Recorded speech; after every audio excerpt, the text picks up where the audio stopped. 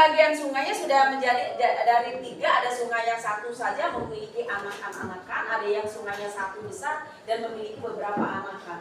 Nah, ini Ibu mau menjelaskan daerah aliran sungai itu mulai dari hulu. Kemarin sudah Ibu jelaskan bahwa ada yang namanya siklus pendek, siklus sedang, siklus panjang. Nah, sekarang kita ambil dari siklus panjang tadi, dia akan menghasilkan beberapa sungai. Bagaimana perjalanan air? Kalau perjalanan air dari hulu sungai itu seperti terjun airnya, karena dia tinggi, ya kan? Dia tinggi, jadi seperti terjun, seperti debres seperti itu. Nanti sepanjang perjalanannya membawa material-material yang ada di pegunungan itu, kan sudah Ibu katakan kemarin. Sepanjang perjalanan air, baik itu berupa gletser, baik itu bongkahan-bongkahan es, ataupun air, ataupun salju, sepanjang perjalanannya menuju ke bawah, itu dia akan membawa material-material yang ada di pegunungan itu, baik batuan, material-material lain seperti namanya eplata. Kalau lagi terjadinya letusan gunung berapi namanya eplata, ya. Nah, di sini dia seperti terjun. Nah, di situ yang pertama tadi daerah aliran sungai yang di hulunya akan berbentuk V. Mengapa dia berbentuk V? Ada yang paham enggak? Ada yang paham?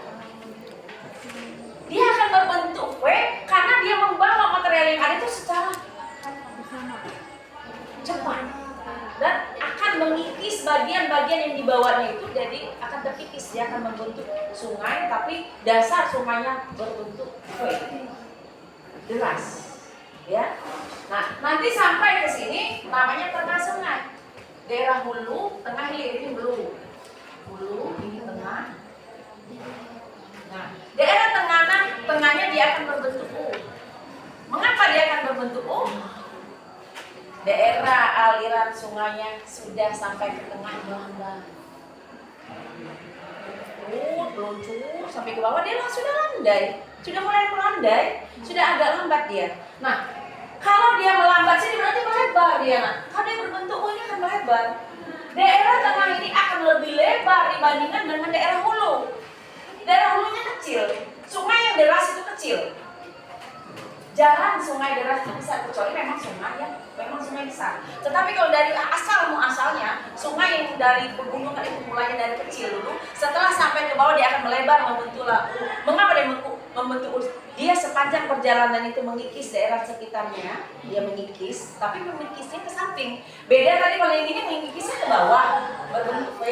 Kalau sampai di tengah dia akan mengikis pinggiran-pinggirannya terkikis dan membentuklah dia melandai membentuk U.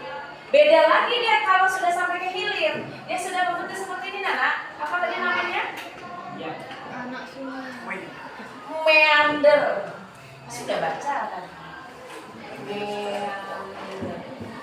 Ini hilir.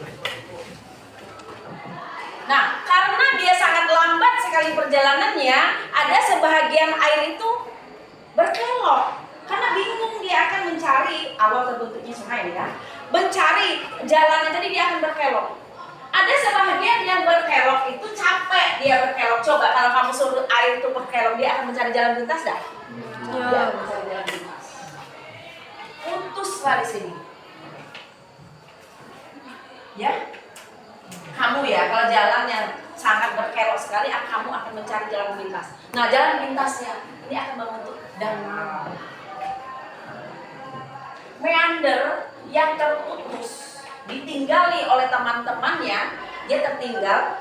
Ada sebahagian air itu mengalir sendiri dan sebahagian tergenang di dalam lubang terperangkap, itu nanti akan membentuk danau. Ada lagi danau baru dan dia akan lurus, lebih lurus nih, terbentuk sungai. Maksudnya bukan sungai yang baru lah, tapi dia aliran sungainya akan terbentuk lebih lurus. Ya, dan pada akhirnya semuanya akan bermuara ke laut. Nah, inilah yang dinamakan daerah aliran sungai. Nah, kalau sekarang ada sering terjadi penggalakan orang mau melancarkan daerah aliran sungai, kami setuju apa tidak? Bagaimana dengan sungai-sungai di daerah kita? Apa sudah terjadi pendangkalan? Bagaimana dengan daerah aliran sungainya? Apakah masih lancar?